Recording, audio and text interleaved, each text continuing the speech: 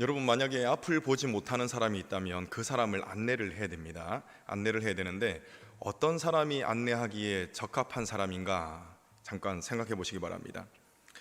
똑같이 앞을 보지 못하는 사람, 이 사람과 같이 몸에 문제가 있는 사람 안내하기에 적합하지가 않습니다. 또 이런 사람은 어떻습니까? 이것은 정신적인 그런 차원의 문제인데요. 요즘 정신적으로 좀 문제가 있는 사람들이 많아진 것 같습니다. 그래서 다른 사람의 고통, 다른 사람의 어려움, 이것을 자신의 즐거움으로 여기는 그런 사람들이 종종 있습니다. 이처럼 정신적인 문제가 있는 사람에게 안내를, 앞을 보지 못하는 사람의 안내를 맡기게 된다. 어떻게 되겠습니까? 이것은 절대 있어서는 안 되는 그런 일이죠. 왜냐하면은 의도적으로 그 사람을 눈이 보이지 않는 사람을 시궁창에 빠뜨릴 수 있는 위험이 다분합니다. 본인의 즐거움을 위해서. 그렇기 때문에 적합하지 않습니다.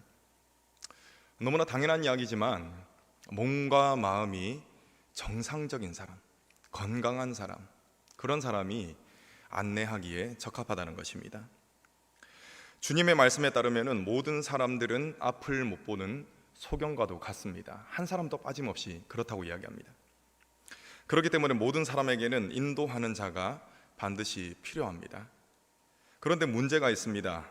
비정상인 사람임에도 불구하고 자신이 올바른 안내자다라고 나서는 사람들, 그런 사람들이 너무나 많은 것이 문제인 것입니다. 지금 우리나라 역시 이러한 잘못된 인도자로 인해서 수많은 이단들이 생겨나게 되고 또 이로 인한 피해가 막심한 상황입니다. 예로부터 지금까지 이러한 잘못된 인도자가 나오는 것, 그것은 끊임없이 일어났던 그런 일이었습니다.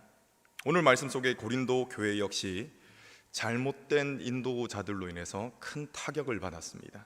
이 타격이 너무나 컸기 때문에 회복이 불가능해 보일 정도였습니다. 바울은 이 문제를 해결하기 위해서 지금 온 힘을 고린도 교회에 쏟고 있습니다. 오늘 말씀은 진짜 사도 그리고 가짜 사도의 차이점이 무엇인지를 알려주고 있습니다. 참 사도는 어떻습니까? 이 사람들을 예수님께로 인도합니다. 그런데 가짜 사도는 자신에게로 인도합니다. 그래서 예수님으로부터는 멀리 떨어지도록 만드는 것이죠. 가짜 사도가 그렇게 합니다. 그리고 참 사도는 진리로 무장을 해서 진리를 따르고 진리대로 사람들을 인도합니다. 그런데 거짓 사도는 진리가 없죠. 그렇기 때문에 진리가 없기 때문에 다른 것으로 포장합니다.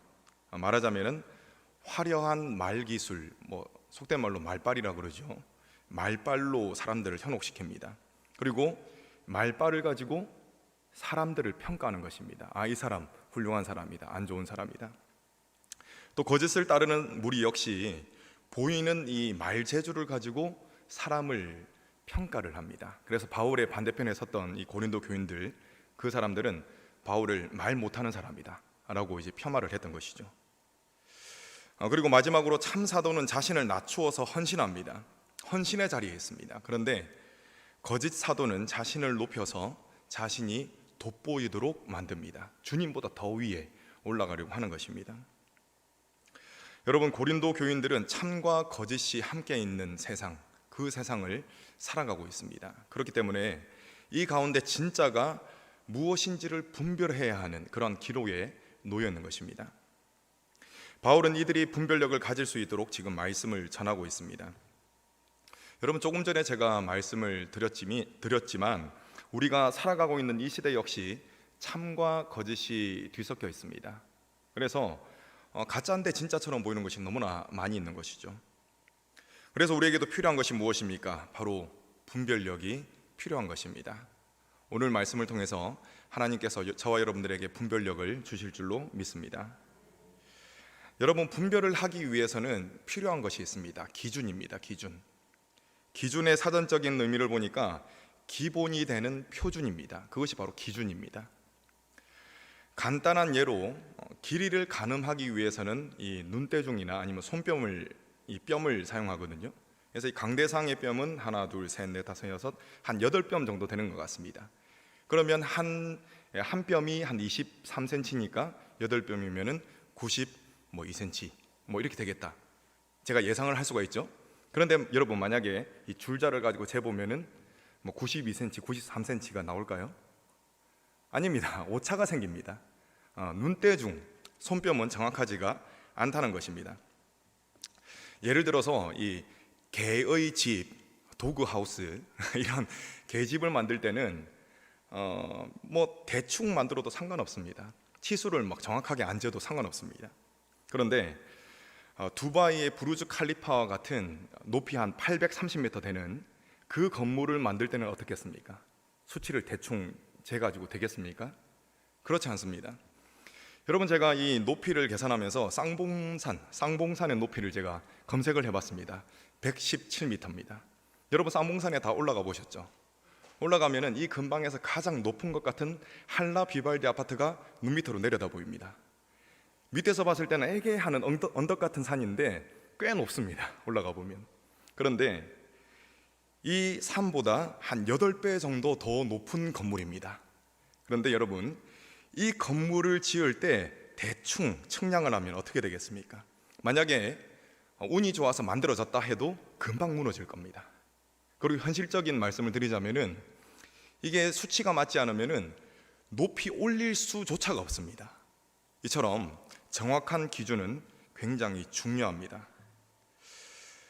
이와 마찬가지로 인생을 믿음으로 세워나가기 위해서도 정확한 기준이 필요합니다. 바울은 이 기준을 고린도 성도들과 그리고 이 시간 오늘 우리들에게 알려주고 있는 것입니다. 자, 지금껏 기준에 대해서 다소 길게 말씀을 드렸는데, 믿음의 기준은 무엇입니까, 여러분? 하나님의 말씀이죠. 그리고 말씀이 육신이 되신 예수 그리스도가 우리의 믿음의 기준이 되시는 것입니다. 바울은 자신과 그의 대적들을 하나님의 말씀으로 비춰봅니다. 그래서 진짜가 무엇이고 가짜가 무엇인지를 지금 들춰내고 있는 것입니다. 바울은 진짜 사도에게 있는 것이 무엇인지, 그리고 가짜 사도에게 없는 것은 무엇인지 그것을 알려주고서는 진짜와 가짜를 분별하도록 했습니다. 자, 그렇다면 진짜 하나님의 사람에게 있는 것은 무엇이겠습니까? 그것을 두 가지로 한번 살펴보겠습니다. 진짜 하나님의 사람에게 있는 것은 첫 번째로 질투가 있습니다. 질투. 자, 11장 2절 말씀 여러분 읽어주시겠습니다. 2절 시작.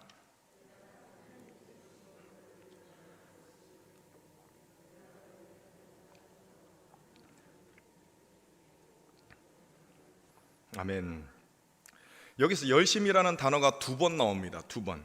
근데 이것은 헬라어로 젤로스입니다. 젤로스. 여러분, 이것은 단순한 열심이 아닙니다. 열심을 막 나 스스로 내는 그런 열심이 아니라 경쟁하듯이 내는 열심, 그런 열심을 뜻합니다.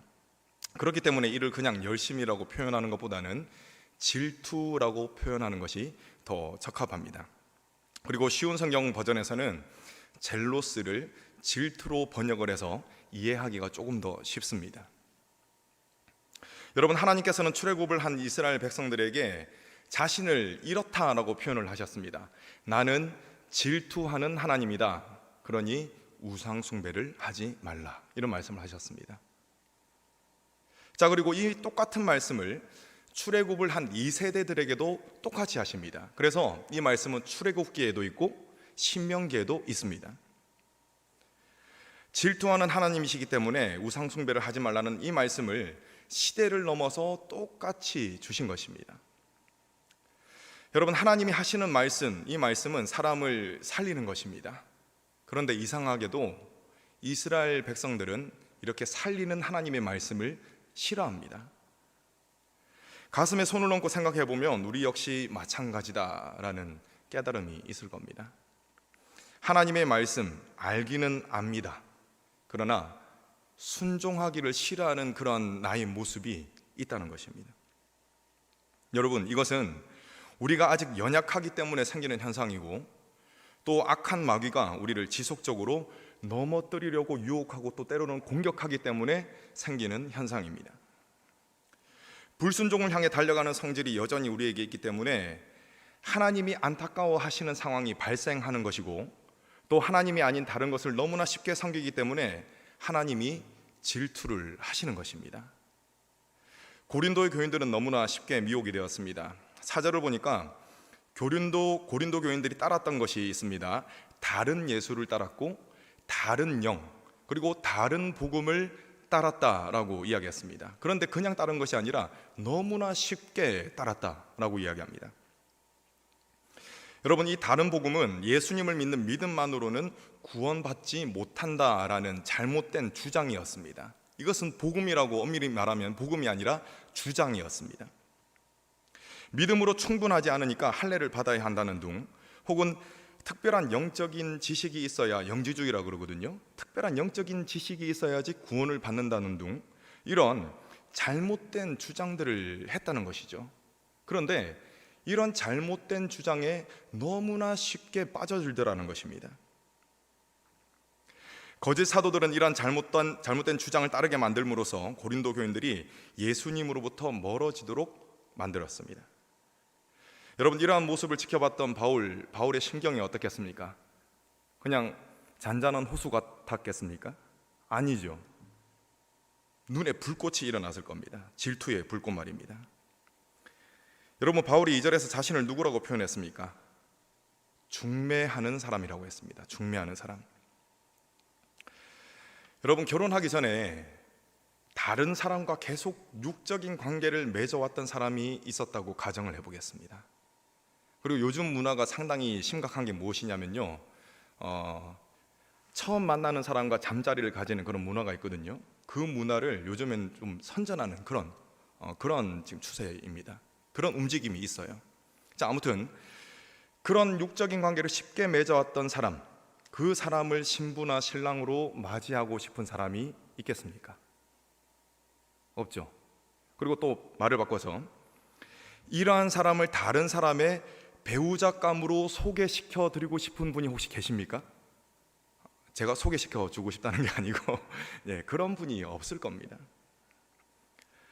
여러분, 예수 그리스도의 복음이 아닌 다른 것을 첨가하는 것은, 그것은 영적인 부정을 저지르는 것입니다. 불륜이라는 것입니다. 이것은 곧 다른 신을 따르는 우상 숭배와도 같습니다. 고린도 교인들은 자신들이 하나님을 믿는다고 하면서 실상은 무엇을 했냐면 하나님을 섬긴 것이 아니라 우상 숭배를 해왔던 것입니다. 바울은 그것을 지금 딱 꼬집어서 이야기합니다. 여러분, 그랬기 때문에 하나님은 무엇을 하십니까? 질투를 하시죠. 이러한 질투심은 신랑 되시는 예수님을 전하는 이 중매장이인 바울에게도 그대로 전달이 됩니다. 그래서 바울은 지금 본인의 성격으로 질투하는 것이 아니라 하나님의 마음으로 질투를 하고 있는 것입니다. 여러분, 참 이상한 것이 있습니다. 조금 전에 제가 말씀드렸다시피 이상한 것이 무엇이냐? 사람은 좋은 것을 싫어하고 정작 안 좋은 것을 좋아하더라는 것입니다. 여러분, 운동하면 건강해진다라는 것 아시죠? 근데 특별히 부지런한 분 빼고는 그냥 누워있는 것을 더 좋아합니다. 왜? 편하니까요. 운동이 좋다는 것은 알고 있습니다. 그런데 정말 많은 사람들이 편한 것을 따릅니다. 한 가지 예를 들자면 그렇다는 것입니다. 몸적인 면에서는 그렇습니다. 2005년에 개봉했던 영화 가운데 하보크라는 영화가 있습니다. 주인공이 어떤 인물이냐면은 남부럽지 않은 이 중산층보다는 조금 위에 계층의 그런 위치에 있는 가정에서 자란 소녀입니다. 그런데 가만히 보니까 백인 가정이거든요. 기독교 가정이고, 그러니까 아무 탈 없이 사는 게 일상이 너무 재미가 없는 겁니다.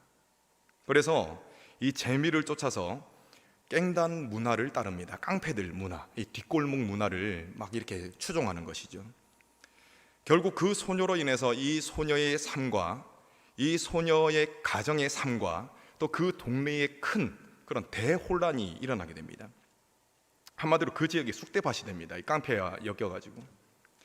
여러분, 이 하복이라는 것은 대혼란이라는 뜻을 가지고 있습니다. 이 말초신경을 자극하는 쾌락과 재미를 따르다 보니 무엇이 일어난다는 것입니까? 대혼란이 일어나더라라는 것입니다. 이런 메시지를 주는 영화입니다. 여러분, 타락한 인간은 상황과 또 기회가 주어지면은 언제나 죄악된 것을 따르게 되어 있습니다. 그리고 이로 말미암은 대혼란을 겪을 수밖에 없습니다. 한 사람도 빠짐없이 그렇습니다, 여러분. 만약 주님이 다시 오시는 그날까지 돌이키지 않고 죄악된 것을 계속 따르게 된다면은 돌이킬 수 없는 대혼란의 장이 오고 말 것입니다. 그것이 무엇입니까? 바로 지옥입니다. 지옥. 바울은 고린도 교회의 한 사람이라도 이 헛된 것, 마귀에게 빼앗길 수 없다는 필사적인 마음이 있었습니다. 한 사람이라도 이 지옥의 자식으로 되게 그냥 둘 수 없다라는 그런 필사적인 마음이 있었습니다. 여러분, 이 마음이 무엇입니까? 이 마음을 두 글자로 질투라고 하는 겁니다. 내가 마귀에게 빼앗길 수 없다. 그런데 여러분, 거짓 사도들에게는 이런 질투가 없었습니다. 그들은 고린도 교인들이야 어떻게 되는지 상관치 않았습니다.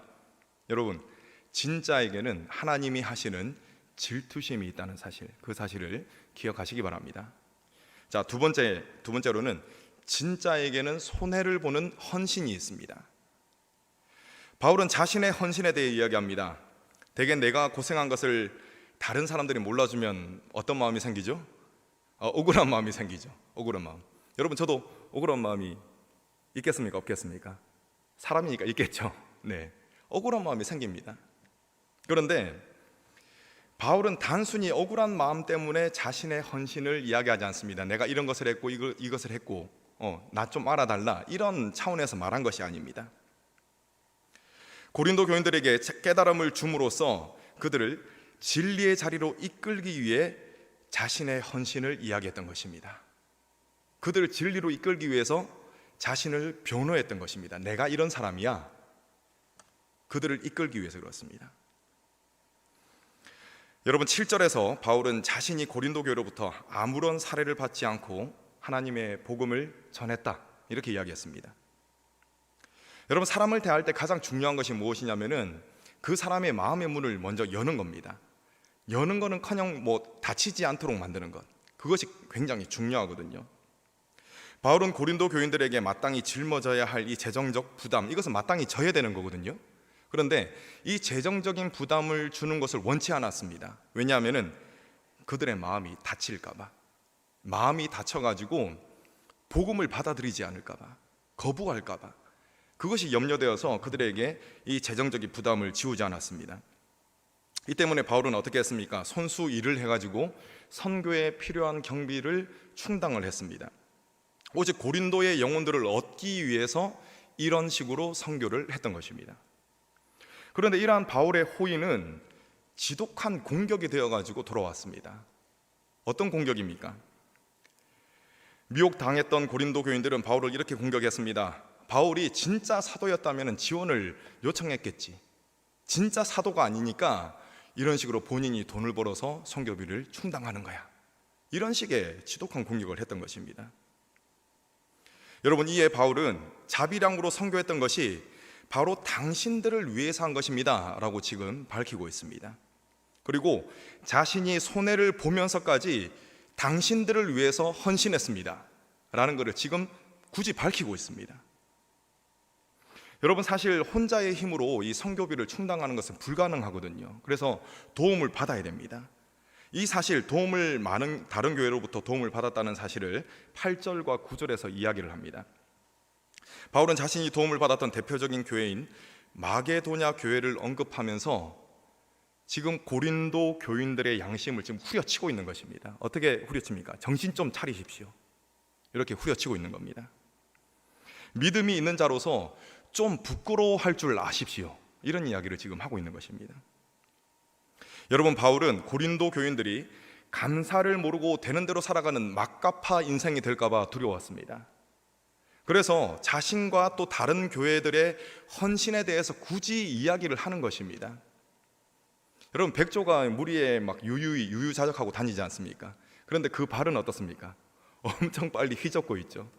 그러니까 숨겨져 있는 것을 바울이 굳이 지금 드러내가지고 우리가 지금 이렇게, 다른 교회들이 지금 이렇게 열심히 하고 있습니다, 좀 알아주십시오, 그것을 지금 이야기하고 있습니다.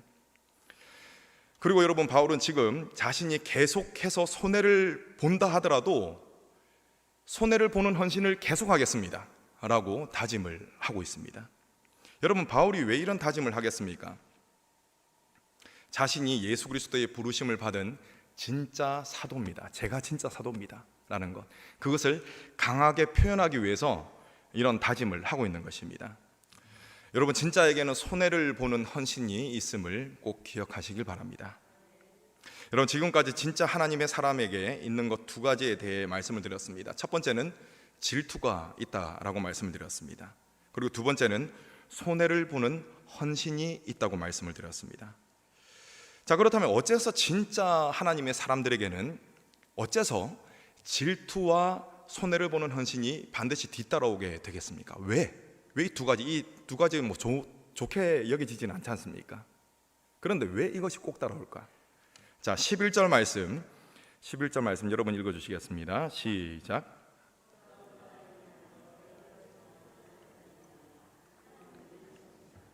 아멘. 한마디로 내가 당신들을 사랑합니다 라는 고백입니다. 하나님이 아실 정도로 내가 당신들을 사랑합니다. 여러분, 이거보다 더 확실한 표현이 어디 있겠습니까? 정말 사랑한다는 것입니다. 여러분, 바울은 그들을 사랑했기 때문에 질투했습니다. 그런데 거짓 사도들에게는 이런 질투가 없었습니다. 그들은 고린도 교회가 서로 교인들끼리 갈등하도록 만들었고 분열되도록 바람을 불어넣었습니다. 그들에게는 사탄의 손아귀에 들어가는 고린도 교인들을 향한 이런 애타는 마음이 없었던 것입니다. 오히려 그들은 고린도 교인들의 등을 떠밀었습니다. 싸우라고. 바울은 이에 대한 안타까움으로 인해서 쇠약해질 정도로 고통을 당했습니다. 하나님의 사랑과 또 이로 인한 질투가 바울에게 그대로 전달되어서 견딜 수가 없었던 것입니다. 여러분, 바울은 고린도 교인들을 사랑했기 때문에 질투했습니다. 이 거룩한 질투심이 원동력이 되어서 지칠 대로 지쳤던 바울이, 이것도 굉장히 좀 이해하기 어려운 부분인데, 지칠 대로 지쳤던 바울이 이 질투심을 원동력으로 삼아가지고 하나님의 일을 계속할 수가 있었던 것입니다. 만약 이런 질투심이 없었다면 바울의 사역이 어떻게 됐겠습니까? 다른 데로 물꼬를 틀었겠죠. 고린도 교회는 진작에 포기했을 겁니다. 그런데 진짜 사도인 바울에게는 사랑이 있었습니다. 이 사랑이라는 엔진이 질투라는 연료를 태워가지고 하나님의 일을 계속적으로 감당할 수가 있었던 것입니다. 여러분, 바울은 고린도 교인들을 사랑했습니다. 그렇기 때문에 손해를 보는 헌신을 할 수가 있었습니다. 사랑이 없다면 어떤 일을 하기 전에 먼저 주판을 튀기게 되어 있습니다. 나한테 돌아오는 이익이 무엇인가 생각하게 되어 있다는 것이죠. 손해를 보기 싫어하기 때문에 그렇습니다. 바울을 대적했던 거짓 사도들은 고린도 교인들의 마음을 사서 자신들의 인기를 높이기를 원했을 뿐 고린도 교인들을 위해서 손해보지는 않았습니다. 그들은 고린도 교인들을 사랑하지 않았기 때문에 그렇습니다. 사랑이 없으니까 이 교인들을 어떻게 하는 거죠? 인격적으로 대하는 것이 아니라 이용해 먹는 거죠. 도구와 같이. 본인들은 뒤로 빠지고 공격하는 이 공격의 수단으로 이용해 먹는 것입니다. 여러분, 그들은 자신들의 뜻대로 이 고린도 교인들을 이용해 먹었습니다. 그리고 자신의 뜻대로 움직이는 고린도 교인들의 모습을 보고 흐뭇했을 겁니다. 얼마나 사악한 모습입니까? 그런데 바울은 그들과는 반대로 손해를 자처했습니다. 이 교인들을 사랑했기 때문에 그렇습니다. 자신의 공을 밝히기를 싫어하는 바울의 성향상 이런 말을 하기는 굉장히 싫었을 겁니다. 내가 질투한다. 여러분, 사실은 내가 손해를 봤습니다. 이 사실을 알아주십시오. 이 말 하는 것을 바울은 성향상 굉장히 싫어했을 겁니다. 그러나 바울은 이런 말을 할 수밖에 없었습니다. 왜입니까? 고린도 교인들을 사랑하기 때문에 그렇습니다. 바울이 하는 말들이 고린도 이 교인들에게 자극을 줘서 그들을 바른 길로 돌이키도록 만들기 위해서 굳이 이러한 사실들, 본인이 말하기 싫어하지만 그럼에도 불구하고 그들을 위해서 이 사실을 말하는 것입니다. 여러분은 하나님의 일을 어떻게 감당하십니까? 사랑하기 때문에 하십니까? 아니면 다른 이유들로 하십니까? 갈라디아서 5장 6절 말씀입니다. 그리스도 예수 안에는 할례나 무할례나 효력이 없으되 사랑으로서 역사하는 믿음뿐이니라. 아멘. 여러분, 예수 그리스도를 믿는 이 믿음은 만들어내는 힘이 있습니다. 그것을 역사한다라고 표현을 했습니다. 여러분, 역사한다는 것은 무언가를 만들어내는 일을 한다는 것을 의미를 합니다. 갈라디아서 5장 6절 말씀에 의하면 올바른 믿음이 무엇을 만들어낸다고 했습니까? 사랑의 일을 만들어낸다고 했습니다. 사랑으로 역사하는 믿음이라고 했습니다. 사랑의 일을 만드는 것입니다. 여러분, 어떻게 사랑의 일을 만들 수가 있습니까? 너무 간단한 이치입니다. 그 속에 사랑이 있기 때문에 사랑의 일을 만들 수가 있는 것입니다. 여러분, 먼저는 하나님께서 예수 그리스도를 통해서 베풀어 주신 이 측량할 수 없는 이 사랑, 이 은혜를 다시금 깨달으시기를 바랍니다. 이로 인해서 하나님을 뜨겁게 사랑할 수 있습니다. 여러분, 그리고 이 사랑을 가지고 질투하시기 바랍니다. 오늘은 저는 여러분들에게 바울과 같이 다른 이들의 영혼을 위해서 질투하시라고까지는 말씀드리지 않겠습니다. 너무나 높은 산과 같은 그런 인물이기 때문에 뜬구름 잡는 소리가 될 수도 있기 때문에 저는 거기까지는 말 안 하겠습니다. 다만 옳은 길에서 속히 떠나서 쉽게 죄의 길로 향하는 나라는 존재에 대해서 질투하시기 바랍니다. 나라는 존재에 대해서. 하나님을 사랑하기 때문에 가지게 되는 질투심이 내게 있다면은 여러분, 죄의 길로 갈 수가 있겠습니까? 갈 수가 없는 것이죠. 사랑 때문에 주님께로 더욱더 가까이 나아가시는 그런 저와 여러분 되시기를 간절히 축원합니다. 그리고 여러분, 하나님의 사랑을 가지고 이웃에게로 나아가시기 바랍니다. 좀 인간적으로 듣기 싫은 말씀이지만 준비한 말씀이기 때문에 전하겠습니다. 여러분, 이 이웃을 향한 사랑을 가지고 좀 손해보시기 바랍니다. 여러분, 왜 갈등이 생기고 왜 다툼이 일어납니까? 서로 손해보기 싫다는 겁니다. 그래서 이런 것들이 일어나는 것이죠. 그렇기 때문에 하나가 되지 못하는 것입니다. 여러분, 오늘 말씀을 기억하시기 바랍니다. 바울은 결코 하나가 될 수 없었던 고린도 교인들과 하나가 되었습니다. 어떻게 이런 일이 가능합니까? 바울이 손해를 자처했기 때문에 이런 일이 가능했던 것입니다. 9절 후반부에 너희에게 폐를 끼치지 않기 위해서 조심했었고 앞으로도 또 조심할 것이다 라고 했던 이 말은 어떤 말이냐? 내가 이전에도 당신들 때문에 손해를 봤었고 앞으로도 계속 당신들을 위해서 손해를 볼 것입니다, 이런 말입니다. 여러분, 이런 다짐이 어떻게 가능하겠습니까? 다시 돌아옵니다. 사랑 때문에 가능합니다. 여러분, 하나님을 사랑하는 그 사랑으로 먼저는 여러분 자신을 하나님 앞에 바로 거룩하게 세우시기 바랍니다. 나아가서 이웃을 사랑하는 그 사랑으로 여러분이 손해를 보게 되더라도 여러분의 이웃과 또 여러분들이 속한 공동체를 사랑으로 세워나가시는 그런 저와 여러분 되시기를 간절히 축원합니다. 아멘. 기도하겠습니다.